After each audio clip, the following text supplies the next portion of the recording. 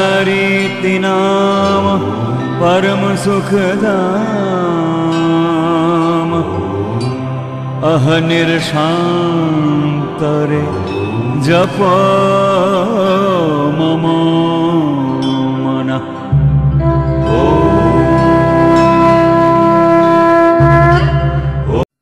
When it is ought to happen, and if it is not to happen, no one can make it happen, but that is the way of this world.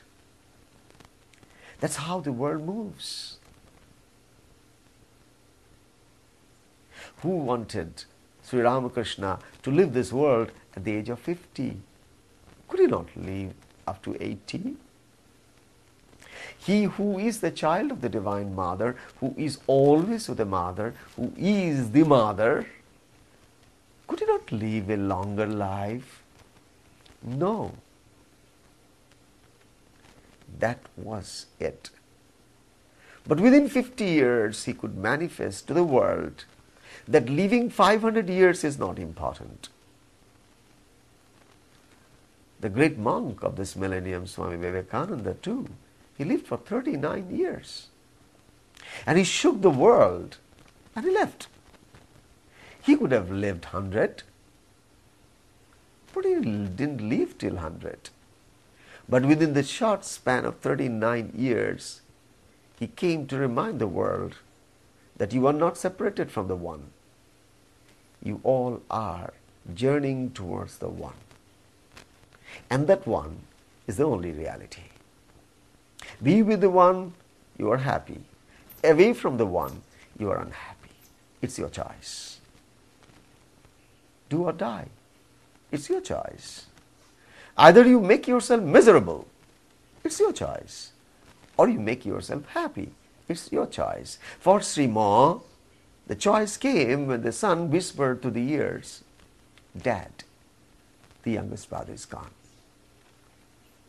It was a message from the cosmos. It was a message from the Guru. It was a message from God spoken out of the mouths of the eldest son. But how the same message, which could break the heart of an individual and make him cry in pain and agony, made him to be absolutely calm and accepted. How could he do that? He did it because he was not asleep in his consciousness. Because he was not sleeping while reading those beautiful words of the Lord. There are people in this world who read scriptures every day and even explain scriptures every day, interpret scriptures every day, talk about scriptures all through their life, but even a small little disturbance happening to their life will take all the ground out of their feet. Because what we speak through our mind is not what is the reality. The reality is always experiential. And the reality comes only after a long, arduous journey of life where you come to realize that if you sleep, many things will slip off your hand. If you sleep, many things will slip off your hands, because every pleasure is an offer. Every pain is an offer. Every situation is an offer. Every circumstance in life is an offer. How you take that offer, how you see it, how you read it, how you understand it, how you assimilate it, it's all up to your choice as a human. How you transform that and read a deeper message. What was the deeper message that Sri Ma understood, which his wife could not understand? The deeper message was that he, the giver, has a right to take away. I was not the one to give birth to my child. Yes, I was instrumental. I was instrumental. The best of the instruments in the world cannot claim to be the best of the maestros and the musical giants. Instruments are always instruments.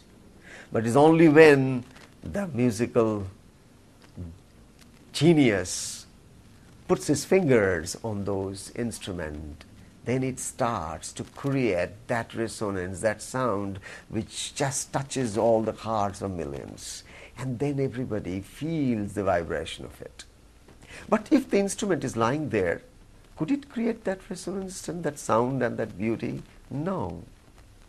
So the instrument is only an instrument. Instrument is not all that, but it is the player who plays.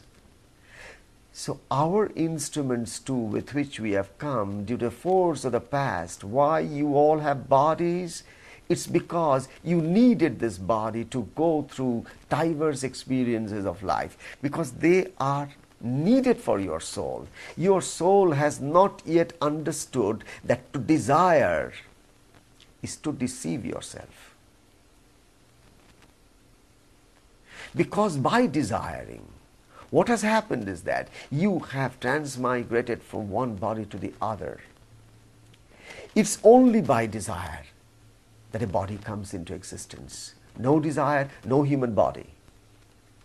Desire, even the faintest desire in the mind, would automatically materialize into a fertilized egg and will be gradually a child being given birth by a mother. Because that particular soul needs yet a few experiences. Until such time, all those experiences are purged and no longer needed. Then a time comes for the soul when the soul no longer hankers for the good or the bad. When the soul no longer wishes yes and no longer says no. There is no ichcha, there is no aniccha. They never say, yes, I desire this. Total renunciation. Or the soul does not say, yes, I don't want renunciation, I want to enjoy the pleasures of life. The soul aspiring for all the pleasures of life is a desire. The soul aspiring only for God and nothing but God and God's vision and experience is a desire. A time will come for the soul when even that desire is complete. It at the end will have no desire, because all desires are experienced.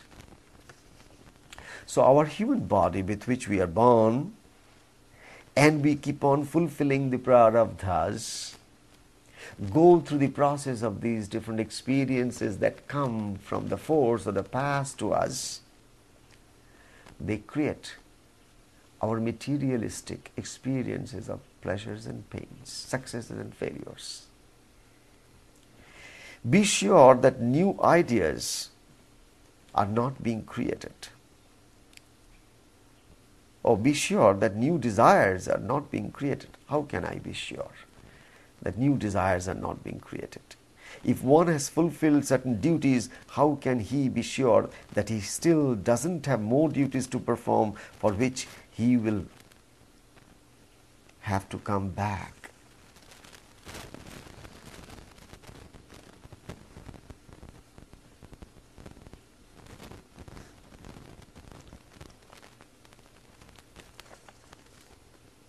Even your sense of duty is also a part of your desire.